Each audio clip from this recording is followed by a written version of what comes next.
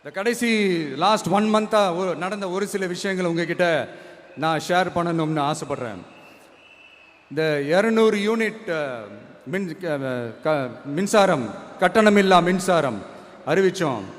அதில் ஆல்ரெடி இருந்த 100 யூனிட் திமுக கொடுத்தது கிடையாது. மேடம் ஜெயலலிதா மேடம் இருந்தப்போ செஞ்சுட்டு போனது. ஸ்டாலின் சார் பதவி போன அந்த கடுப்பில் அறிக்கையா விட்டு தள்ளிக்கிட்டு இருக்கிறாரு. என்ன பண்ணீங்க உங்களுடைய ஆட்சியில்?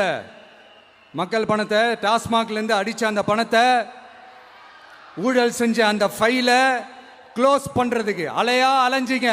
ஆனா இந்த விஜய் மக்களுக்கு தொந்தரவா இருக்கிற அதே டாஸ்மாக க்ளோஸ் பண்ணா. விவசாயிகளோட அந்த கடனை தள்ளுபடி மேக்சிமம் இந்த 1 மந்த்ல என்ன செய்ய முடியுமோ அதை செஞ்சான். நீங்க தான் அந்த நிதி சம்பந்தமா இருக்கிற எல்லா கேட்டையும் லாக் பண்ணி வச்சுட்டு போயிருக்கிறீங்க. அதை சரி செய்ய வேணாமா? அதை ஒழுங்குபடுத்த வேணாமா? அதனால மறுபடியும் சொல்றேன், இந்த விஜய் பொய் சொல்லி ஏமாத்துறதுக்காகலாம் அரசியலுக்கு வரல. உங்க கூடவே நிக்கிறதுக்காக மட்டும்தான் அரசியலுக்கு வந்திருக்கிறேன். அதுல எந்த மாற்று கருத்துமே கிடையாது. கவலையப்படாதீங்க விவசாய பெருமக்களே. அடுத்து இந்த சட்டம் ஒழுங்கு, அது சரியில்லை இது சரியில்லைன்னு சொல்லி திமுகவும் மற்றும் பலரும் மாறி மாறி கூவுறீங்க. நான் ஒன்று கேட்குறேன், இந்த மாடல் அரசுன்னு சொல்றீங்களே, அதில் என்ன செஞ்சு வச்சுட்டு போயிருக்கீங்க? ஒரு ஊர் விடாம, ஒரு தெரு விடாம போதைப் பொருள் கலாச்சாரம் அப்படியே ஸ்ப்ரெட் ஆகி கொட்டி கிடக்குது. அது அப்பவே இனிஷியல் ஸ்டேஜ் அதை நீங்க கண்ட்ரோல் பண்ணியிருந்தீங்கன்னா இத்தனை பெண்களை இழக்க வேண்டிய ஒரு சூழ்நிலை ஏற்பட்டிருக்குமா? எல்லாத்தையும் பண்ணிட்டு பழிய தூக்கி ஏன் மேல போடுறாங்க. நீங்க என்ன பழி நம்ம மேல போட்டாலும் மக்கள் நிம்மதியா வாழக்கூடிய அந்த செயலை கண்டிப்பா இந்த விஜய் செஞ்சு தான் காட்டுவான். அதுக்காக தான் எஃபிஷியன்டான போலீஸ் ஆபீசர்ஸ் நான் அப்பாயிண்ட் பண்ணியிருக்கிறேன். எஃபிஷியன்டான அந்த போலீஸ் ஆபீசர்ஸ் டீம் நான் அப்பாயிண்ட் பண்ணியிருக்கிறேன். பெண்கள் பாதுகாப்பான அந்த சிங்க பெண் காவல் படை நெக்ஸ்ட் வீக் அதை இனாகரேட் பண்ண போறோம். தப்பு செஞ்சவங்களுக்கான தண்டனை, அதுக்கான சார்ஜ் ஷீட் எல்லாமே ரொம்ப ஃபாஸ்டா, ரொம்ப ஸ்பீடா செய்யறதுக்கான அந்த வேலையை செய்ய சொல்லி இருக்கிறோம். கோர்ட்ல கூட தப்பு செஞ்சவங்களுக்கான அந்த கடுமையான தண்டனை வாங்கி கொடுக்கறதுக்கான அந்த வேலையையும் ரொம்ப சீக்கிரமா செய்ய சொல்லி இருக்கிறோம்.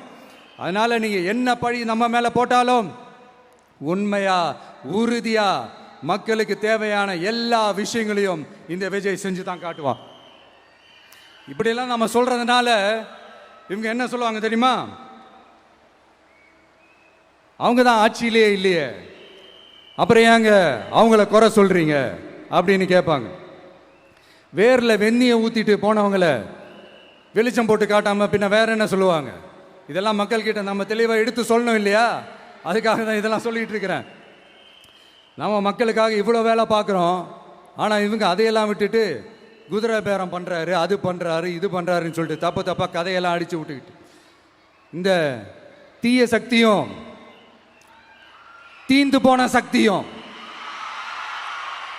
அதாங்க திமுகவும் மற்றும் பலரும் ஒன்னா சேர்ந்துக்கிட்டு திருட்டுத்தனமா யாருக்கும் தெரியாம ஒரு ஓரமா மூலையில உட்கார்ந்துட்டு பேரம் பேசி கூட்டு சேர்ந்து ஆட்சி அமைச்சு கொள்ளையடிக்க திட்டம் போட்டாங்க.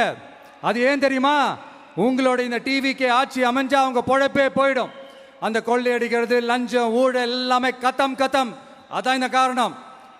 அடுத்து ஸ்டாலின் சார், திமுக இப்போ தீய சக்தி மட்டும் இல்ல, மக்களை விட்டு ரொம்ப தூரமா போன தூர சக்தி, ஓர சக்தி, கோர சக்தி, பார சக்தி. நீங்க எப்போ இந்த தீந்து போன சக்தியோட நீங்க கூட்டு சேர்ந்துக்கிட்டு ஆட்சி அமைக்கணும்னு நினைச்சீங்களோ அப்பவே இந்த திமுக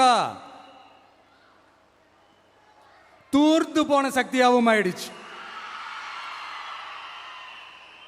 நீங்களாம் நம்மளை பத்தி அவதூறு பேசலாமா சார்? இது நியாயமா? மக்களை இவ்வளவு பெரிய மக்கள் சக்தி நம்மளோடு இருக்கும் போது நமக்கு எதுக்கு வேற அரசியல்? எலெக்ஷன்ல 50-60 வருஷமா இருந்த சாதிய உடைச்சிருக்கிறோம், மதத்தை உடைச்சிருக்கிறோம், காசு கொடுத்து ஓட்டு வாங்கறத உடைச்சிருக்கிறோம். நாம எது செஞ்சாலும் கான்ஸ்டிடியூஷன்ல தான் செய்வோம். நாம சிங்கிள் மெஜாரிட்டி வாங்கி இருந்தாலும் நம்மள நம்பி முறையா கூட்டணியில கட்சியில ஆதரிக்க வர்றவங்களை அரவணைச்சு தான் இருப்போம். நான் இப்பவும் மீண்டும் டிக்ளேர் பண்றேன், டிவிகே ஆட்சி எந்த பாகுபாடும் இல்லாம எல்லாருக்குமான ஒரு ஆட்சியா தான் இருக்கும். அதுல எந்த மாற்றமும் கிடையாது. ஸ்டாலின் சார் மாதிரி ஊசலாட்டம் இருக்கவே இருக்காது. மதச்சார்பற்ற கொள்கையில சமரசமே இல்லை. மாநில உரிமைகள்ல விட்டு கொடுக்கவே மாட்டோம். நதி நீர் உரிமைகளை விட்டு கொடுக்கவே மாட்டோம். சமூக நீதி, சமத்துவ நீதியை ஒரு நாளும் விட்டு கொடுக்கவே மாட்டோம். அதனால திருச்சி கிழக்கு தொகுதி மக்களே, தமிழ்நாட்டில் இருக்கிற 234 தொகுதியும் நம்ம தொகுதி தான். அதுல எந்த கட்சி ஜெயிச்சிருந்தாலும் அது நம்ம தொகுதி தான். பெரம்பூரா இருக்கட்டும், திருச்சி கிழக்கா இருக்கட்டும், எனக்கு 2 கண்கள் மாதிரி.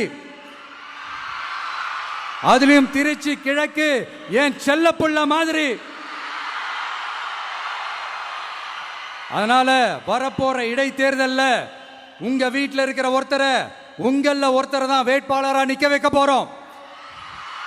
நீங்க எப்படி இந்த விஜய்க்கு ஆதரவு கொடுத்து ஓட்டு போட்டு ஜெயிக்க வச்சீங்களோ, அதே மாதிரி வரப்போற இடைத்தேர்தல்ல உங்களுடைய அந்த வேட்பாளரையும் ஜெயிக்க வைப்பீங்கன்ற அந்த ஒரு நம்பிக்கை நான் முழுமையாக தான் நம்புறேன். உங்களுக்காக உழைக்க வந்திருக்கிறேன். உங்களுக்காக எல்லா விஷயத்தையும் நான் பார்த்து செய்வேன். ஊழல் இல்லாத, லஞ்சம் இல்லாத ஒரு ஆட்சியை நான் கொடுப்பேன். I understand. ஒரே நாள் அது நடக்காததான், மேஜிக் இல்லை. பட் ஒரு நாள் அதை நான் நடக்க வைப்பேன். எனக்கு இப்ப வேற எந்த வேலையும் இல்லை உங்களுக்காக உழைக்கிறத தவிர. என் கடன் இனி என் மக்களுக்கு பணி செய்து கிடைப்பதே. மீண்டும் என்னை ஜெயிக்க வச்ச தமிழக மக்களுக்கும் திருச்சி கிழக்கு தொகுதி மக்களுக்கும் மீண்டும் என்னுடைய நன்றியை தெரிவிச்சுக்கிட்டு கான்பிடென்டா இருங்க. நல்லதே நடக்கும். வெற்றி நிச்சயம். மீண்டும் சந்திக்கும் வரை நன்றி, வணக்கம். பிளே ஸ்டோர் மற்றும் ஆப் ஸ்டோரில் இருந்து பாலிமர் செயலியை QR கோடு மூலம் பதிவிறக்கம் செய்யுங்கள். செய்திகளை உடனுக்குடன் பெறுங்கள்.